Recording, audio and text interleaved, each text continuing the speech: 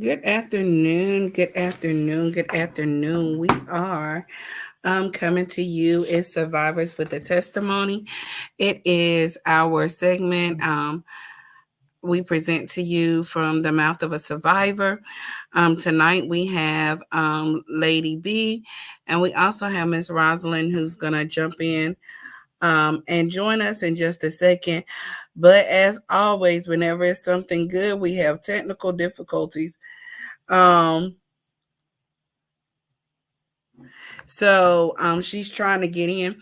But just to introduce to everyone who I am, I'm sorry, I'm Vernita Council Howard.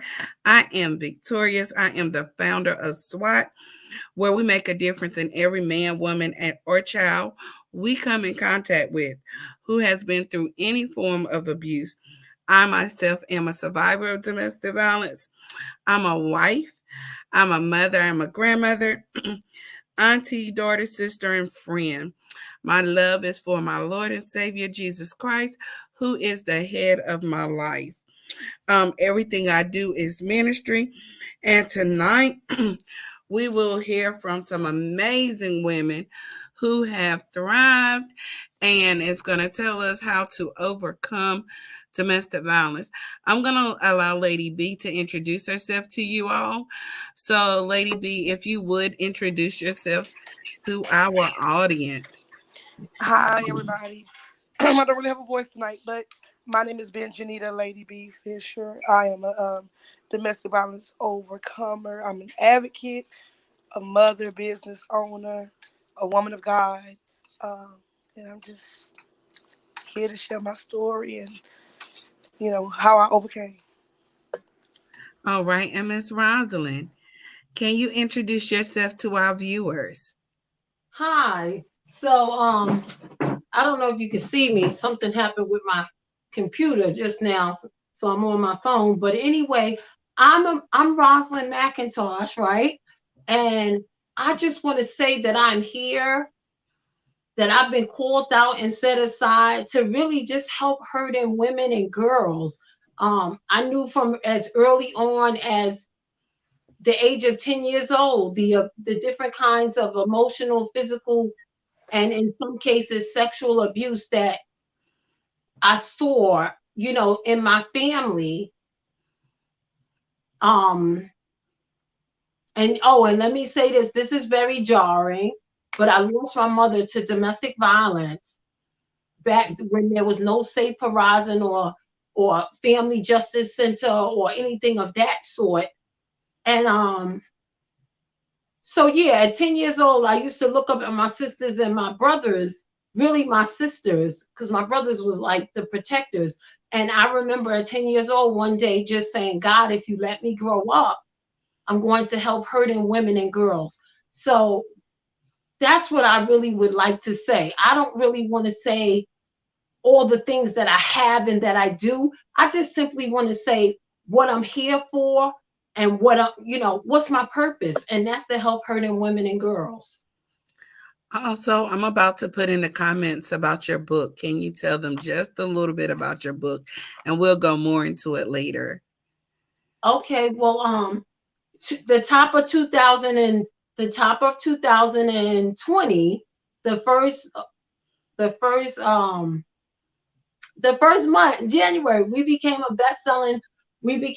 became a best-selling author along with 10 other amazing women. I did a collective because I said, there's a lot of women experiencing different things. And I don't just want to write a book and put my experience. If I could get a team of amazing women that have, stories, some have, all kinds of stories in here, all kinds of triumphs and breakthroughs. I said, let me get together with some other amazing women that have experienced abuse, rape, illness, whatever, you name it, anything that can inspire and encourage another woman to let her know that she's not alone. Let's do it. So we did it. And it's called the Women's Empowerment Breakthrough Edition. I'll show you. I actually have a book. the Okay. women's the Women's Empowerment Breakthrough Edition, and it comes with a journal as well. Okay. And that came out during the pandemic. So it's just another form of what we can do. And my story in the book is just, it just talks a little bit about the beginning of my life and how I got started, how I came about. So I was born in domestic violence, and everything looked normal to me really up until maybe about until I started my nonprofit. Everything looked normal to me, even though I knew certain things wasn't right. But everywhere, since I was born into domestic violence, my mother had 7 children. Her name was Rosalyn McIntosh. My name is Rosalyn McIntosh, right? What a kicker, right? I hated my name. I hated my mother, and I hated myself. Um, my mother, my mother connected with my father when she was between the age of 15 and 16. And you know the isolation game and everything like that, right? So she became isolated from all her cousins and her best friends and even her mother and father.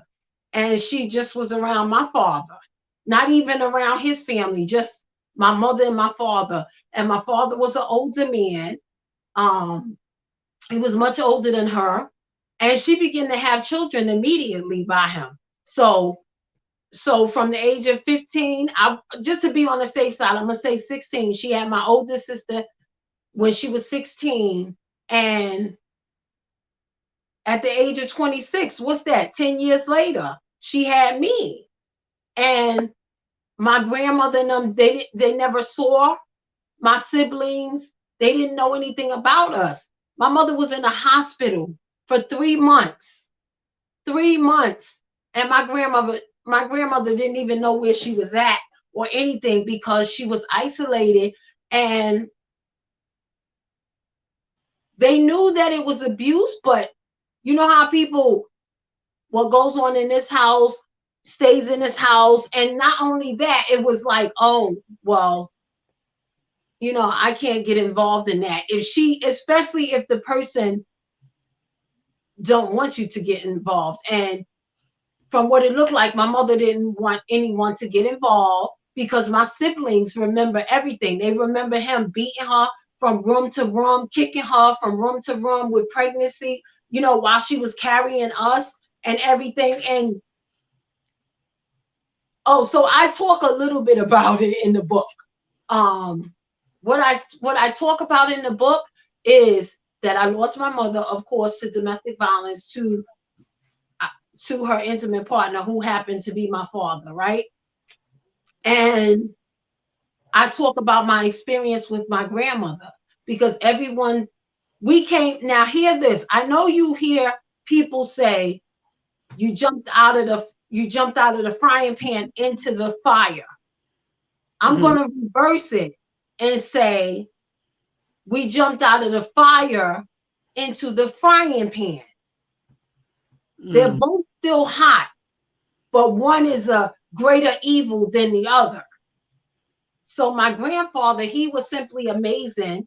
Um, he was in my life for 10 years. That's why I'm saying, and I have a right mind and a sound mind today because of him. My grandmother and I, as we got older, as I got older, we worked some things out. But my grandmother, I think due to the fact that she had to take on 7 kids and she just lost her daughter, because she immediately went to court. She didn't get any.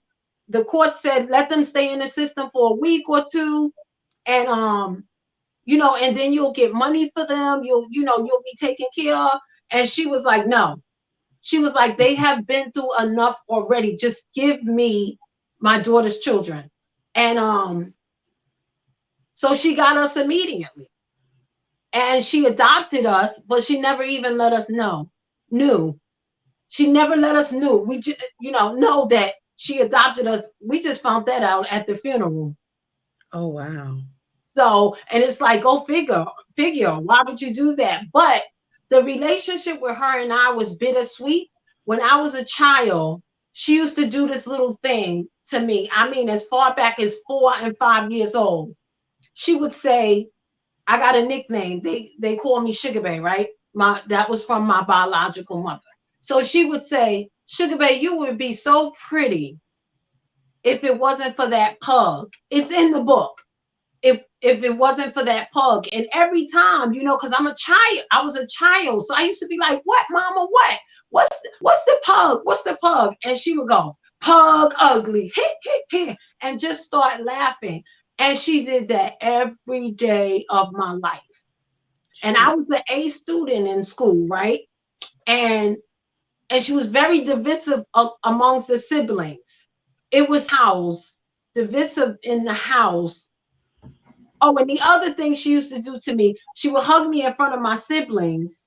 And then when I would go and say, Mama, can I have a hug? When, if you got a child, whether you're a grandmother or a mother, that love and that bond, right?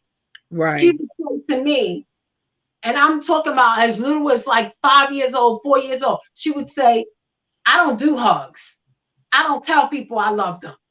But you hug me in front of the teachers. But you hug me in front of my siblings. So it was a crazy little world for me growing up in that household.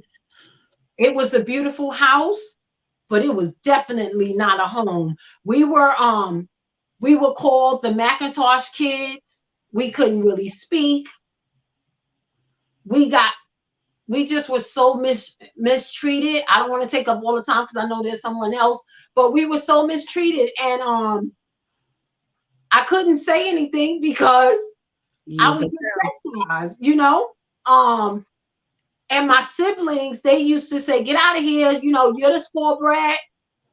Even today, it was so much divisiveness in the house. Even today, some of us are not even, we don't even get to see each other, and we don't even get to talk because I wrote this book and I put about 15 pages of my story in this book. So now it's so divided because some of the sisters, nobody has received counseling except for 3 of us during the pandemic. One sister was getting counseling on her own. And I'm saying this, you know why I'm saying this? Because I want people to hear this. This is domestic violence. It shows up in different forms and different fashions, but it might seem like, oh my goodness, she's going on a tantrum. No, I'm not. I am 51 years old, and I am now still with my siblings dealing with the repercussions of domestic violence. It doesn't, a bruise may go away, but when you experience the domestic violence, it never goes away. Oh. You can get healed from it, but the memories and everything is still there. And on today, one of my sisters whom I love dearly, because there's 7 of us, my mother and father had 7 children. One that I love dearly, she can't stand the fact that I'm telling my story, because if I can save one, I'm going to save one. If I Exactly. can save a million, I'm going to save a million women or people from domestic violence. And by sharing my story. So, yeah. Thank you so much, Rosalyn. You also have an ebook, and it's called Broken to Blooming. I have that in the comments, so people can, look you up. But I am going to ask both of you ladies some questions on tonight. One of the questions, and I'm glad you share your story because I'm going to go into and ask some different things. And then we never know what our viewers may ask. So, so let's get right into it. I'm going to ask you both to define what domestic violence is to you. Okay. Rosalyn, you can go first. Okay. Domestic violence to me is physical, emotional, financial, economical abuse Emotional, I don't know even know if I said that, emotional and verbal abuse. It's violence done to a person or to people, because we say intimate partner, but it affects the household. If there are children in the household, it affects the children. So it's a domestic thing. It's a yeah, so that's what I'll say. It affects everybody who is in contact with it. Um, and it is horrible. Lady B.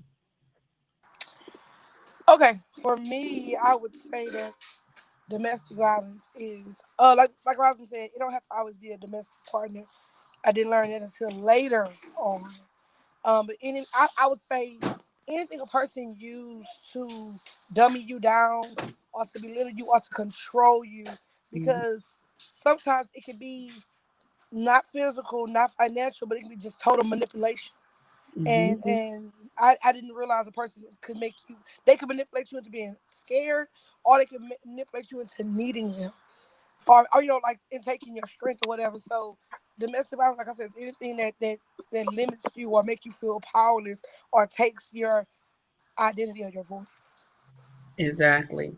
And for me, what I hate the most about domestic violence is the power and control that a person wants to take over someone else. And for me, just thinking back on my own story, it's easy for people to say, I wouldn't put up with that or I wouldn't deal with it. But as we stated, and I'm glad Rosalyn told her story, because it don't always happen at as an adult.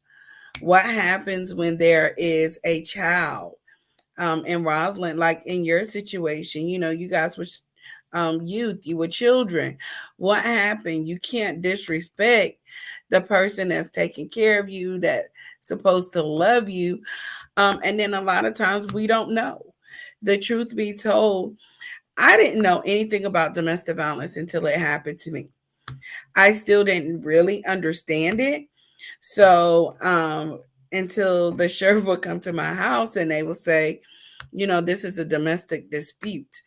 And I'm like, I didn't understand until I further, wanted my healing, wanted all of that. And I began to research, you know, um, I couldn't understand that. One thing I like that you said, Rosalind, is that some of you are getting therapy. And therapy is very important. And we'll talk about that a little further. But in our community, we're often told don't see a therapist, don't Mhm, see a counselor. mhm, It makes you crazy, but it doesn't. Um, mhm, I had that mindset that I went to about 30 therapists. And to this last one that I still have, and I love her to death. Um, I would sit and I really wouldn't say anything because after domestic violence, you're ashamed. You really don't want people to know. You don't know who you can trust. And we're going to talk about all of that. But I remember this lady looking at me and saying, you could come and you could sit on this couch and you can keep your mouth closed. Closed mouth can't get the help that they need. But mhm, if you want the help that you need, I'm not a mind reader. I'm here to help you. The only way I can help you if you give me what I need to help you. And out mhm, of all 30, like I went through about 29, 30 therapists. Actually, the other lady that's in her office, I seen her first. Like a month prior, I had seen her, and that lady irritated me. So I just knew that when I went back in, okay, and I told them, I was like, they was like, oh, she want to see you back in a month. I said, I don't want to see her. And it was like, what do you mean? I was like, I don't want to see it. I was like, but I'll just come back, because of my insurance or whatever. It ain't nobody else I can see. And this was the mindset that I had. And they was like, yeah, it's another one. And so the reception, she was like, I'm gonna put you with. And she called her name out or whatever. She said, I think she'll be good for you. I said, all right, that's what you think, I had my mindset like she wasn't gonna help me. You know what I'm saying? And Right. so when I went in that first interaction, you know, she changed my life because she allowed me to know that, look, I'm not gonna just take your money.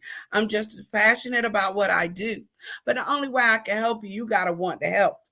And so I Mhm. was like, and I'm looking at this lady, she all short. I'm like, this lady got a lot of mouth to be short, but I like her because she's not here to play with me. She's here to make sure I get what I need.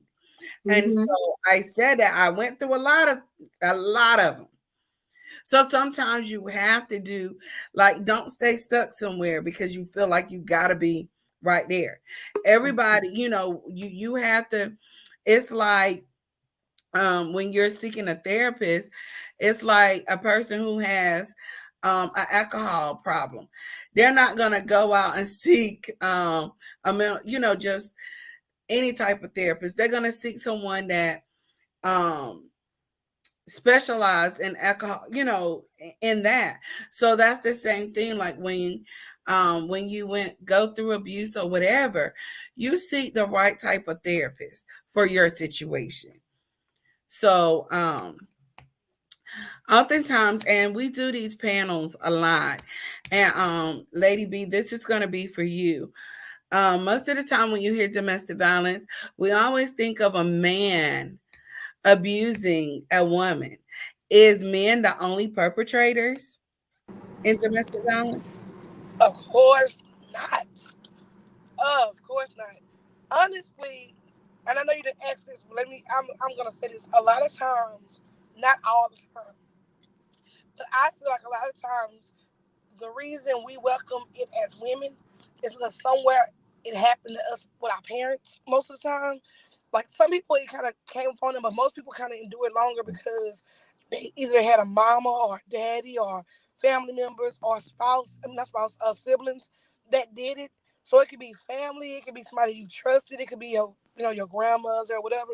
For me, I learned even with my children, I tell them watch how y'all talk to each other because y'all teach each other how to treat other people.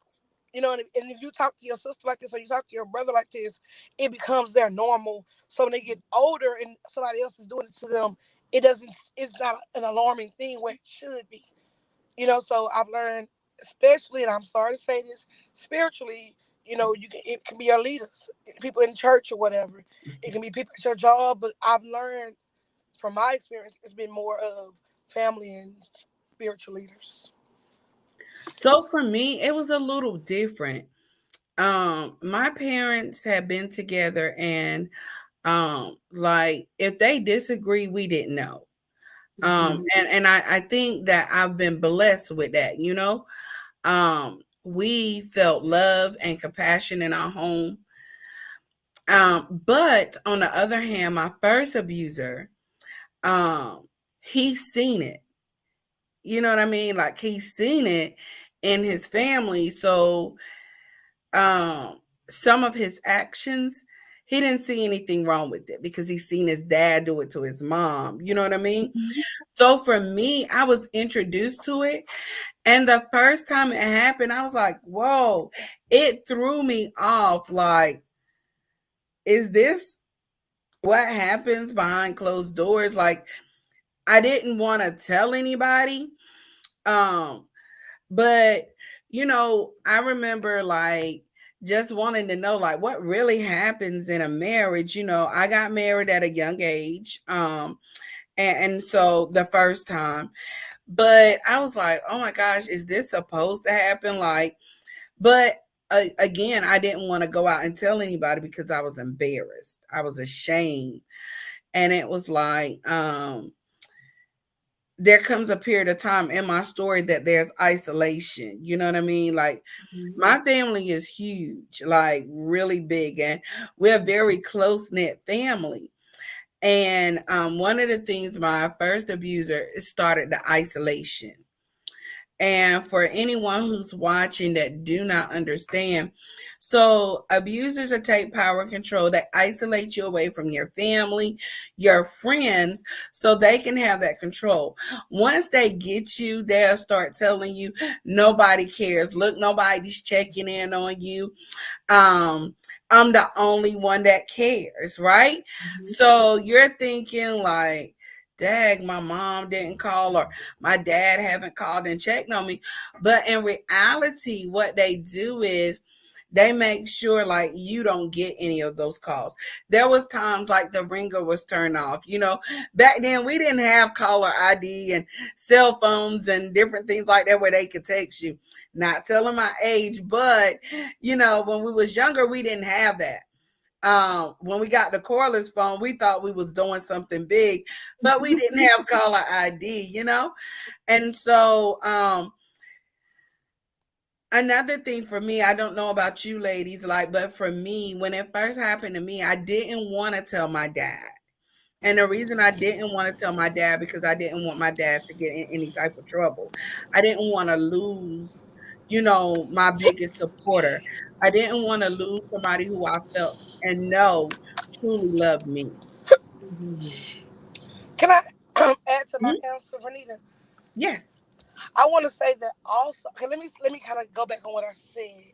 For me, my mom wasn't abusive. She was rough with her words. She wasn't affectionate. And younger, that was big to me. Like I'm very, very overly affectionate, and my children are too.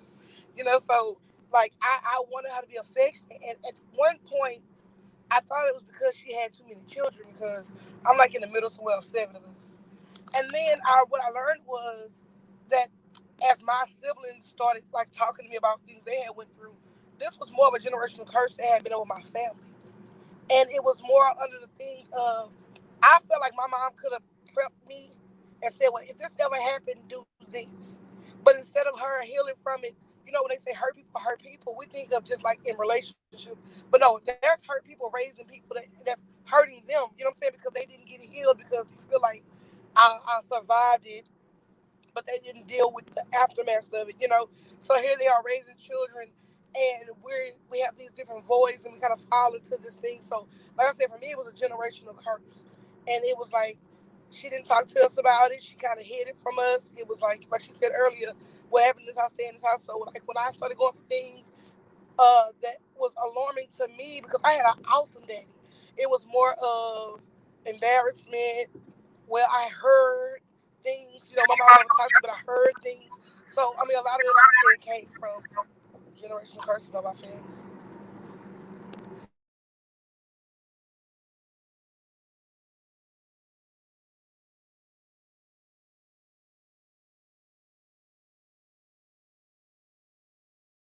I'm just talking away. I'm sorry. So this is for you, Lady V. Um, so you talking about generational curses, right? So, and I know that you said now you show affection towards your children, but what else have you done to break that curse? When it's coming to your children. Well, okay, so I might be one of you.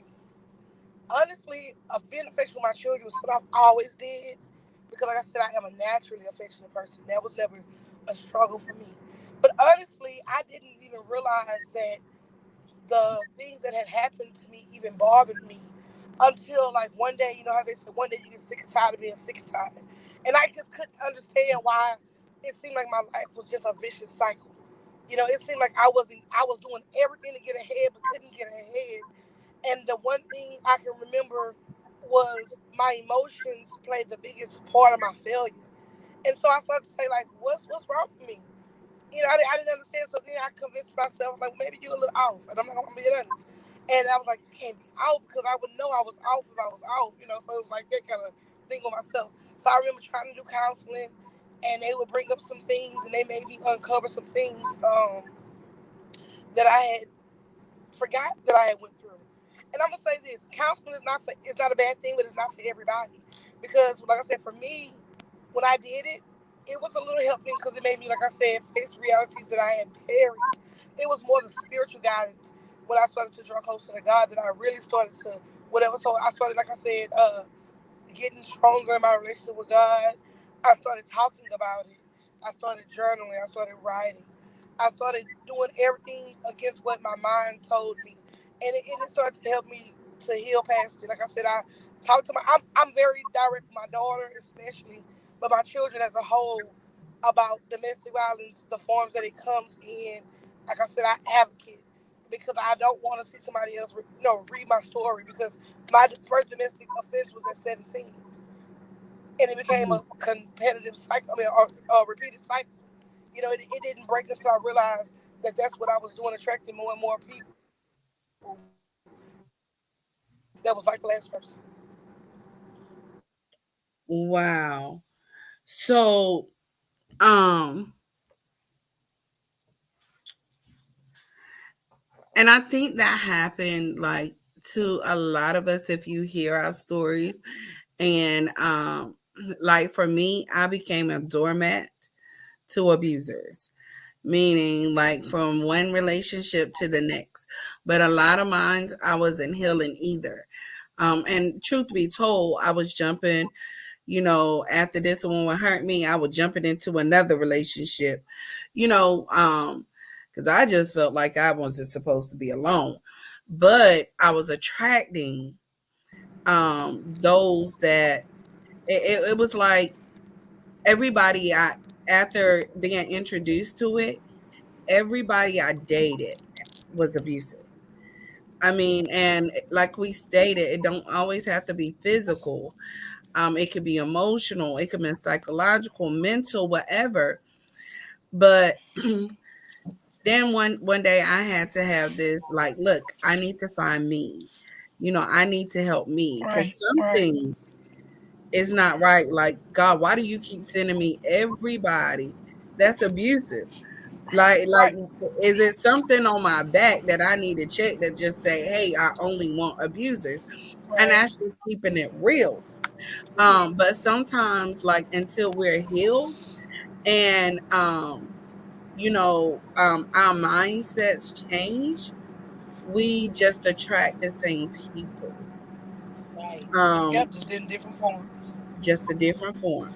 So let me ask you this, and this is for you, Miss Rosalind. How does domestic violence affect children? Ooh, wow. It affects children terribly, right? One of my sisters, again, I have a few sisters, and this pandemic, people think this pandemic is, a lot of people say, oh, it's just terrible. Well, I'm going to tell you, it has not been that terrible for me. It has actually been a time of change and wholeness and healing and self. It's been a time for me to heal, right? Um, so as far as with children, my sister and I, we had to get counseling because I said, I'm not going to dance around with the elephant in the room anymore based on our past. I don't want to get along to go along to get along. You want a relationship with me today? We're both adults.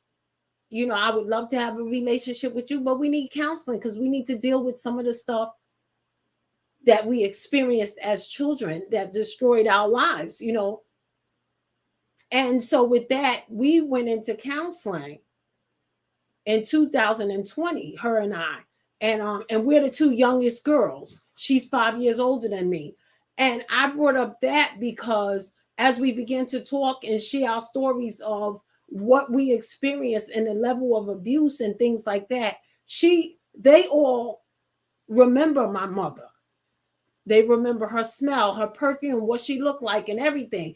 How many times my father kicked this one and did that one and starved them and everything. They remember everything. So my sister shared with me, she was like, she hated my mother for a number of years. And I was like, why? Like, because you got to know her. And she was like, she said, because she said, I was in the house, I was 5 years old, and I was starving. And she said, our mother was pregnant. Well, 5 years old, she's 5 years older than me. So my mother was pregnant with me. And she said she was starving, and my mother had a, now for a child to remember this to the T, she said my mother had a Mr. Goodbar on the bed, right? And she said, Mommy, can I have a piece? I'm hungry. And she said she was so hungry. And my mother looked at her and said, No. And she was like, Why? I'm hungry. Like she was a kid, like, give me a piece of the candy.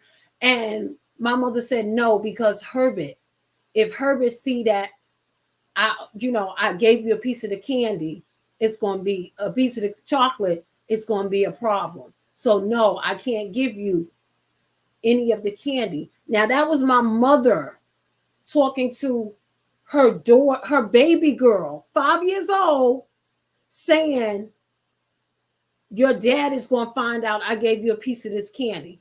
We're all mothers on this line right now, the three of us, right? Who could imagine your child being hungry and you have something in your possession to feed them and you don't give it to them? That was domestic violence. That was control to the 150 degree, because there's no way in the world I'm not going to feed my child or do what I can. The only way a person wouldn't be able to do that, a woman wouldn't be able to feed her child, is if that abuser had that much of control. So I'm saying that to say my sister is 55 years old dealing with that stuff in counseling today. So yes, it affects children. It affects children.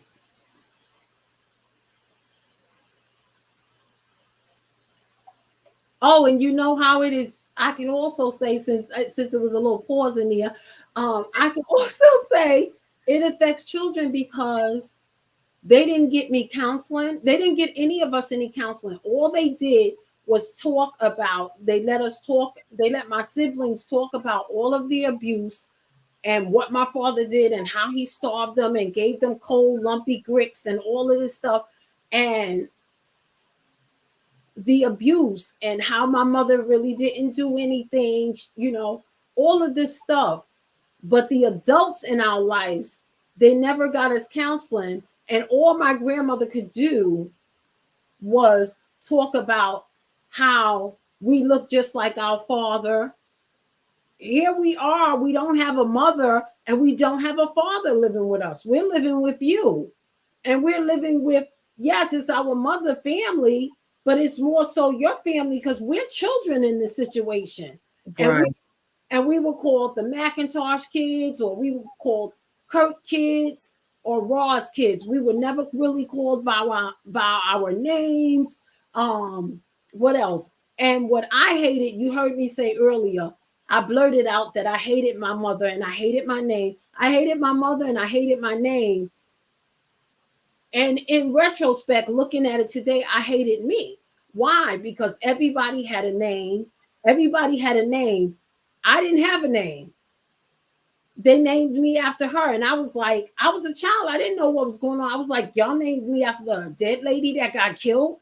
Who would do that? I thought that was as a child, because no counseling or anything. And you just told, y'all filling me up with all of this information, but there's no counseling.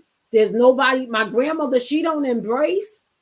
There's no love in the home. Um, and I don't know if a lot of people have experienced this, but in my family, every year my birthday always fell around either on Memorial Day or on Memorial Day or on Memorial Weekend. So Mm-hmm. so we always went to, guess where we went to? We always went to the cemetery. We always packed up the whole family. They would pack up chicken, potato salad, all of this good stuff. And they would say this would be the day that everybody's going to go visit their family, their immediate family member that they lost. Listen to the children, because I used to be like, I don't want to go. Now, because what I remember, that's why people need to love on their children and listen to their children. Because what I remember was we would load up in cars and we would take all the pretty blankets and everything, because at the cemetery, at the burial ground, they got places where you could just lay on the grass. Right. And my family would go there and lay on the grass. They had matter of fact, they got a little eating area, and they would lay on the grass and put all the, spread out all the food, the soda, the CNC sodas. I remember it to the T. And all my aunts and uncles, well, cousins, older cousins and stuff, and their kids would go. And I had 5 cousins. We all were born in the same year. And we all would be out there laughing and playing, right? And Mm-hmm. then they would say, okay, come on, it's time to go eat. It's time to go eat. Everybody would go. They had a mother there. Some had a mother there, or some had a mother and a father there. Who I had there? I didn't Right. have anybody. They was like, go to the grave and see your mother. So everybody would go visit the grandfather, everybody. And then when they would say, okay, it's time to go, right before we got ready to go, this is what I would do as a child. That's why we have to be so careful. I would go to my mother's grave and I would clean, brush it off, and I would lay my face on her tombstone, the plate, the name plate. I would lay my face on there. And I remember it being so cold. And I would just start crying. And I would be like, why did you have to leave me? Why did you have to leave me? And I Right. did that every single year until I got old enough to say, look, I'm not going to the burial ground. When somebody die, I'll go then, but I'm not going no more. So yeah, it's important. It affects children in so many different ways. And I like what one of our viewers stated. Some children grow up in domestic violence situation and grow up to suffer from social anxiety and any other forms of mental disorders or become abusers themselves. It can become a learned behavior. That is why people say family curse is a repeated cycle. Hmm. Yes. And that is so true. And Um, go ahead. I need to put the cord in my computer. Excuse me for a moment. Okay. Um, Let me ask you this, Benjanita. Why is it so hard for women who are victims of domestic violence to report the abuse and leave their partners? You said, well, okay, ask that question again. I missed something. Why is it so hard for women who are victims of domestic violence to report the abuse and leave their partners? That's, oh, Lord, that's a lot of answers to that. I mean, for me, oh, okay. Like I told you, I've experienced it more than once. So once it was because I felt like he was the only person I had. And I felt like if I left, I lost my support system. I lost my friend. At that time, I didn't like being alone. And I was like, I'm not gonna be by myself, like I didn't invest too much time and we gonna work past this, so in that instance it was that. Another time it was because we had a child together. And I was like, I want my child to have both mom and dad because I lost my dad at 14. And I remember, just how much trauma I experienced losing my dad because I was his only child. So nobody would do that with me. And then another time it was scared of being retaliated against. Like, what happens if he killed me? I don't want to die, and it was just like, I never thought, now that I think about it, I never thought of dying in it. I always thought of dying if I left. And I don't even think people used to always tell me, I don't want to hear one day he killed you.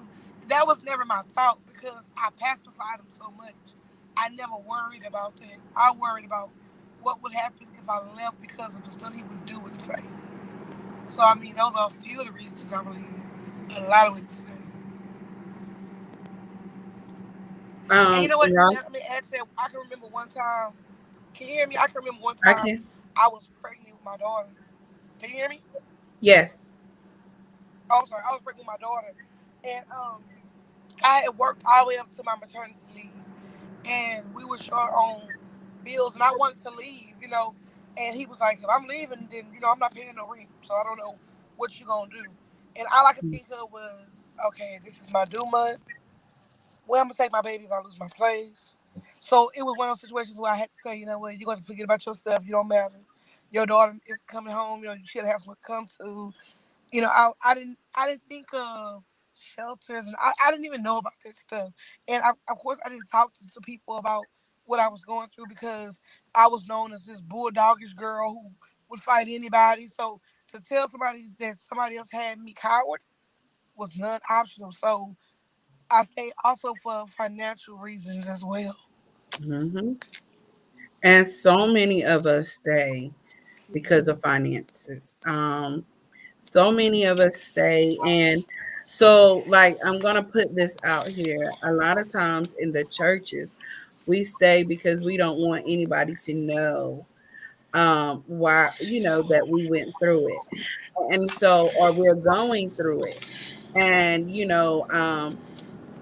lot of times we're beat down with the Bible.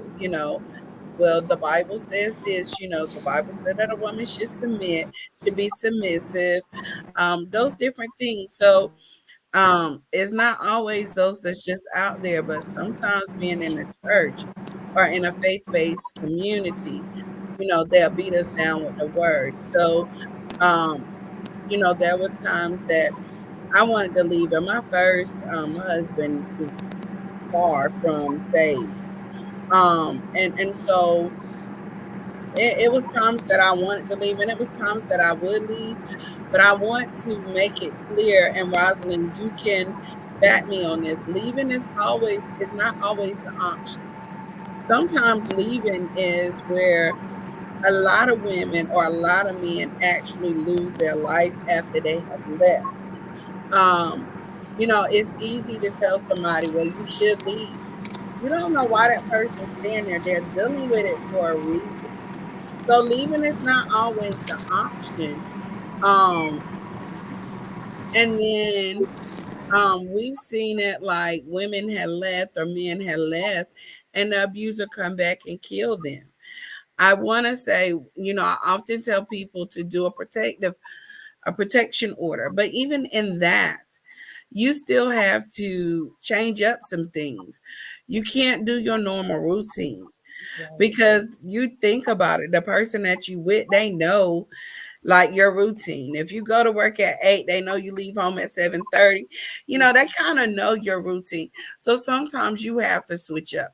And you also have to be careful of your surroundings. Um I didn't tell it again because one, I didn't want to see my the person that I love the most, which is my dad. I didn't want to see him get in any trouble. Um Financial reasons was another one. And to be honest, a lot of times people don't leave because they don't want to be alone. But I want to say to anybody that's watching, it's okay to be alone. It's okay. But there's also protective measures that you need to take, you know, um, if you are leaving an abuser. Rosalind, you want to um, speak on why women don't leave their abusers? Yeah, there are a number of reasons why women don't leave. Um, One reason is also because domestic violence is it doesn't happen 24 hours a day, right? And what I mean by that is the person, yeah, he's the abuser or she's the abuser, depending on your preference, right? The abuser is abusing you, but they don't abuse you 24 hours a day. They are a loving dad, your husband, your loving husband, the person you married. This is the person that brought you the flowers. So at times it's like, no, he's gonna get better. He could get better, or she could get better, and they're not always like this, right? That's one way you could look at it. But oh, look, can you repeat the question? Because I was going into that. Why is it so hard for women who are victims of domestic violence to report abuse and or leave their partner? And sometimes it's finances. They have got so caught up in, him or her. I'm going to say him or her because I serve women that come from not just coming from a man being abused by a man, but some women that come from my help, they come from a woman beating them up and abusing them, right? Mm-hmm. And most of the time it's because they're not financially situated.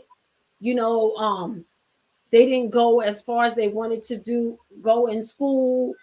um there's the kids, they don't want to break up because then who's the kid, then the kid's going to have a broken home. But I share loudly, softly, however I have to get the point across.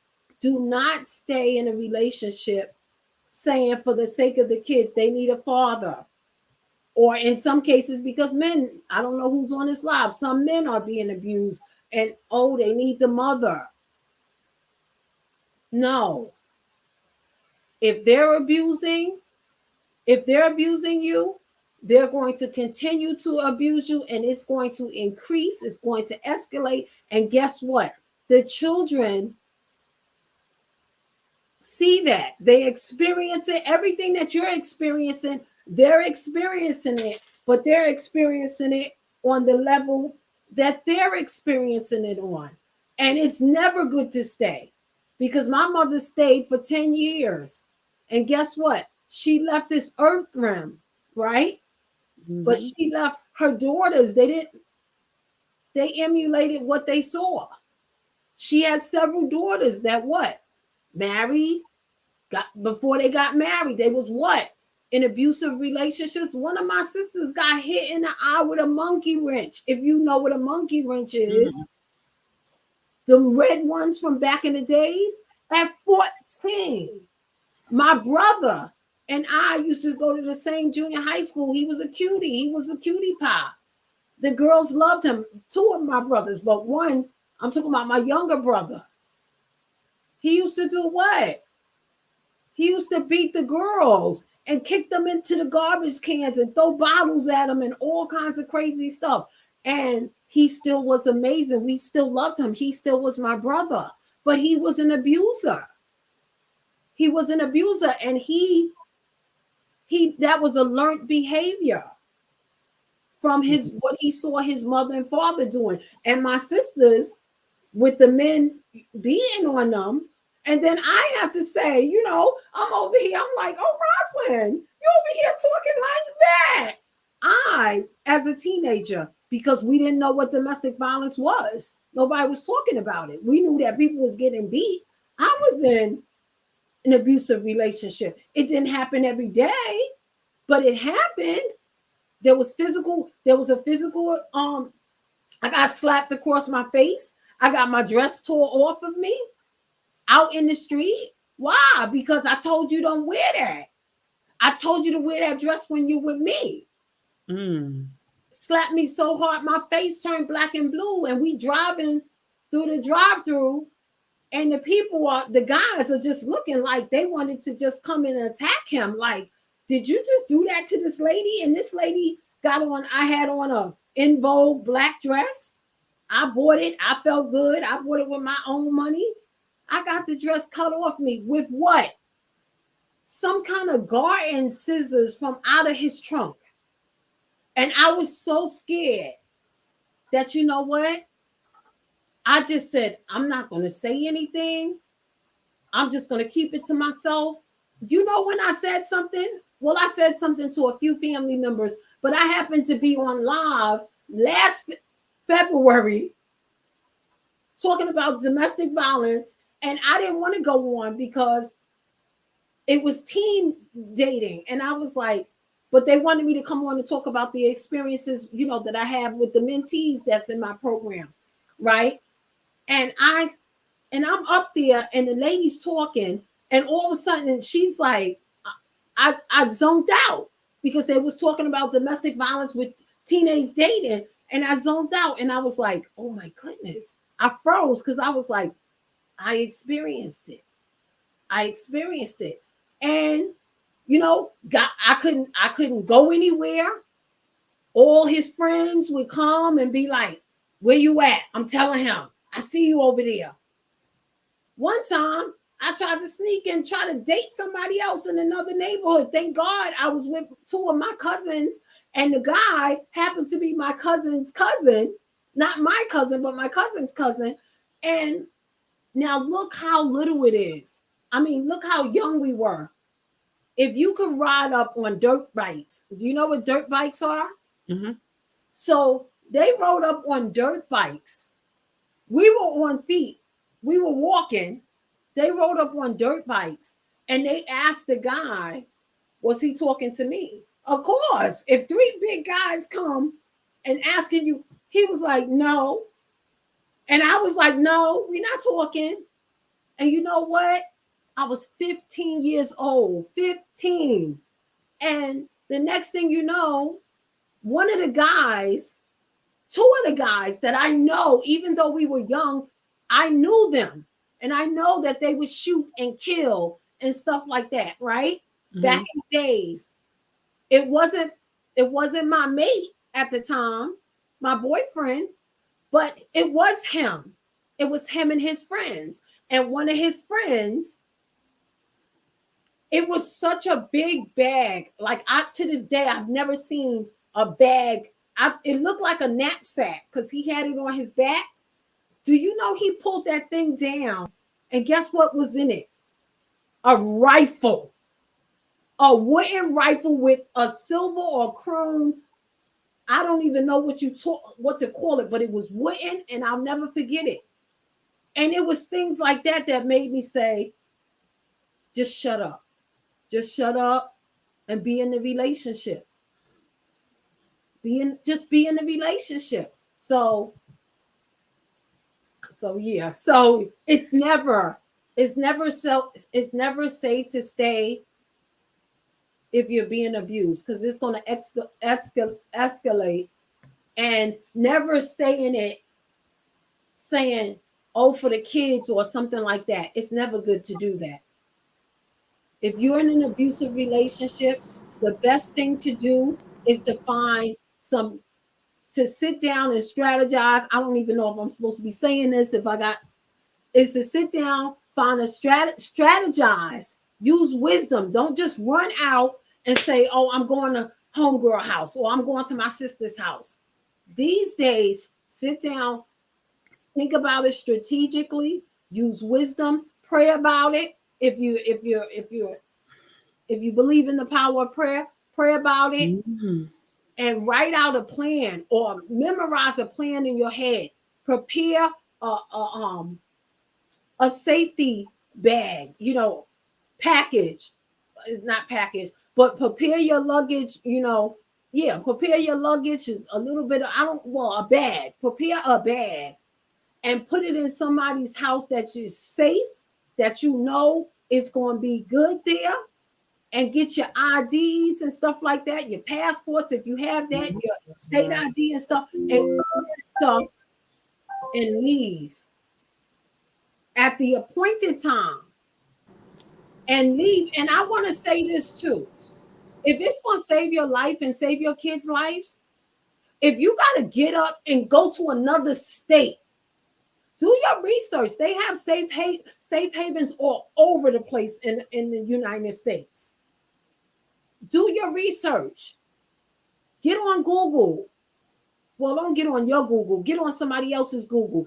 And Mm-hmm. if you got to go to the library or somewhere, and do research and find a safe haven in another place and relocate. Yeah, you might have to leave your family or whatever the case may be for a while, but you don't want to be like my mother. My mother is dead sleeping in the grave. And we had to deal with life after. So yeah, so I want to say I just had to say that. Go ahead, Benjanita. Okay, you know what? Listening to Rosalyn talk, okay, you had asked the question. You had asked her what was the reason we don't leave, and listening to her talk about a couple of things reminded me of a couple of things that I didn't mention, and one of them was for me. I stayed in my situation because I wanted to beat statistics, and it was like, most, not most, but you hear about the mom people having kids together, not together no more, so you have to bring a new person in, and that was something I didn't want to experience, because me and my siblings, we all had dads, and I was like, I don't want to be like that. I thought it was a Mhm. bad look, so I worried about how people would view me. The second thing was, even though my sexual abuser was not like my stepdad or nothing, I didn't want anybody to have the opportunity to hurt my children. So I felt like, well, it's more safe if their dad is there because of XYZ. But one thing she said really brought this thought to my head is a lot of time people don't leave because they're looking for that other person to give them the love they don't have for themselves. Yes. Mm, And I feel like the one thing I've learned nothing, is that you don't let nobody beat you loving you. And we don't understand how crucial it is until you went through things like this. And I can say that because right before the pandemic, my we had to bury my 20-some-year-old cousin. And I can remember my sister breaking it. She would say all he wanted was love. All he wanted was somebody to love him because his mama was so busy providing, because she was went through a domestic violence relationship. So her thing was to never need somebody again. So mhm, she focused so much on making money that she forgot to nurture him. She provided, but what about my heart? And so he Right. had a dad that was absent. His dad wasn't in the picture because the mom hated him because that was her abuser. So he lacked it all the way around. And so he got with a girl, and she was really jealous of him. And she would, when he would go, he loved to go karaoke, and he could dance like Chris Brown or somebody. And anytime he wanted to go, that was just his outlet. She would scratch his face up, tear his clothes off of him, and he would say, she just been through a lot. And we have to be careful enabling people and making excuses for people, what they Mhm. doing. We have to call red, red, and blue, blue. And it was like, well, at least she's here. Because the woman he really wanted to be with, wanted to marry, she didn't want marriage. She wanted a relationship but no marriage. And Mm. growing up in, church, it was like, well, no, this is, I'm trying to get myself together. I know this is something I have to do. He was calling himself trying to do it right, very established. He had gave her son things that the real dad hadn't even given, what I'm saying, to that son. And when he wanted to leave, she had somebody to kill him. Broad daylight, 7 o'clock in the morning. She knew his every move. My cousin had 30 bullets put in him, and it's because he let time go. She kept showing red flags. She kept trying to destroy him. She had got him a record. We keep going back thinking that it's going to get better, but it get worse and it get worse. And it was hard viewing my 20-some-year-old cousin that only wanted love in a casket, and he still didn't get an opportunity to get it. You Mm. know, so when she said, you gotta love yourself first. You don't let nobody. You have to find that in nobody else, because if you don't love you, you can't be with nobody anyway. And that's something that I think a lot of us may have fell victim to, is wanting somebody to make you feel whole. Now understand, wholeness is an inside job first. that's And right. I just wanted Right. to add that because that's dangerous. So, Yeah. ladies, amazing. It has been amazing tonight. I thank you both for taking the time to come and bring awareness. We're going to definitely bring you back on. Um, so we could finish, this conversation. But I want to say to any viewer that's watching, it's not easy to come live and tell your story. It's not easy at all. But one thing that we all know and being advocates is if we can only help that one person, If we can just break that cycle for that one person, it's okay. We've done an amazing job. I will say to anybody that's viewing, if you find yourself in a domestic violence situation, I know myself and these ladies, you can reach out to us. Yes. It's not about what organization help. We will come together to do what we have to do to make sure that you're safe. As Rosalyn was saying, make sure you develop a safety plan. You can't just write it down, you don't put it, but find you a safe place to put it. There are also important documents that you need to get together: your social security card, your children's social security card, their immunization records, their birth certificates. All that stuff is important. Even if you fear taking it, scan it and send to yourself. That Mhm. way, you'll always be able to have that information, because no matter what agency you go to, there's proper documentation that you may need. Yes. Also, you know, I encourage women to get a protection, and men, if you're being abused, to get a protection order. But you have to change some things. Some of the things that you have to change is your routine. Mhm. And I'm sorry that it happened, that we have to change our routine. But I'd rather for you to be safe than sorry. I also want to say to those who live by the rule, whatever goes on in this household stays in this household. Let's throw that saying out the door, because that child doesn't deserve to see you being abused, and you don't deserve the abuse either. Learn, as Lady B said, learn to love yourself. Until you love yourself, you can't love anyone else. We're here. SWAT is always here. Our information is scrolling below. Rosalind book is also mentioned in the in the chat, in the comments. So if you want to do order her ebook, you can, and I'm gonna let each one of them close out in their own way. Rosalind. Thank you. So I was so excited when I jumped on earlier. I just jumped right in. I want to also let viewers know that I'm Rosalyn McIntosh. You can look me up on Facebook under Rosalyn McIntosh, and if you go to Instagram, you can look me up at Soul Empowering One, Soul Empowering, and the number one. And I am the broken to blooming coach. And I love to say that phrase because, but really I'm a trauma coach, right? And I help women own and heal from their past traumatic experiences to find out and to walk in who they're supposed to be on purpose. And I wanted to share that. And the ebook is free. All you have to do is go into Google engine and put in broken, the number two, blooming.com, and you can get the ebook. You can check your email and it'll be there. It's a free ebook. It talks about domestic violence, and it also lets you know how to take care, how to do self-care after that. And I thank you for the space.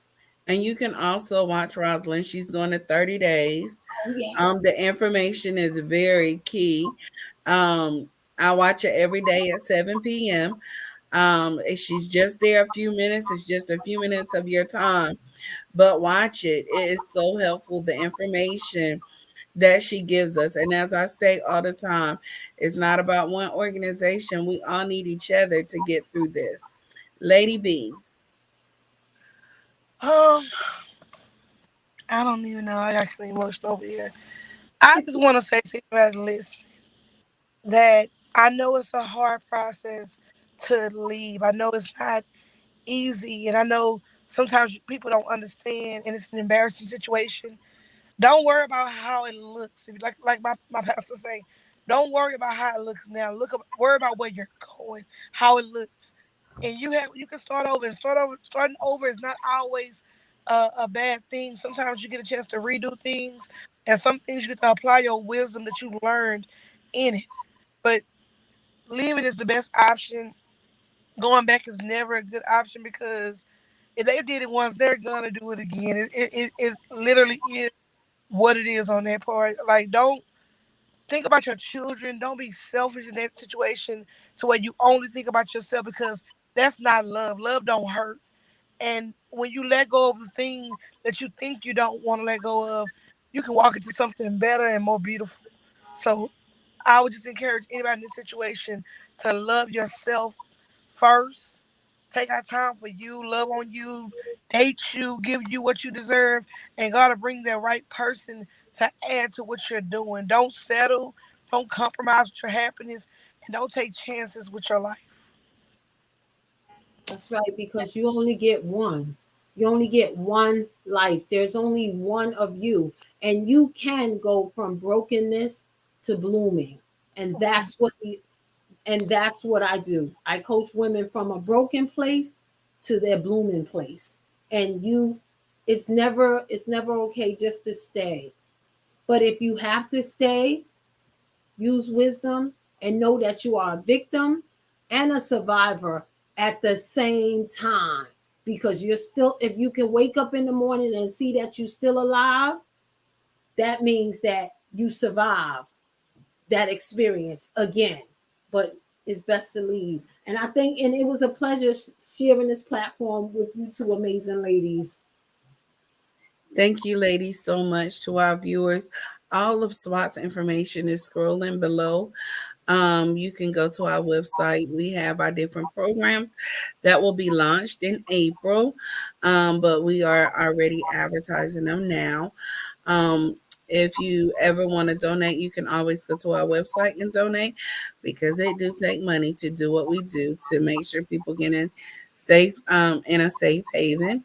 If you ever just need to reach out, our line, our number is 707-962-8738. You ladies are amazing, and thank you so much for joining us tonight. Thank you to all the viewers. We hope that you be blessed. Have a good night. Have an amazing night on purpose, ladies and gents.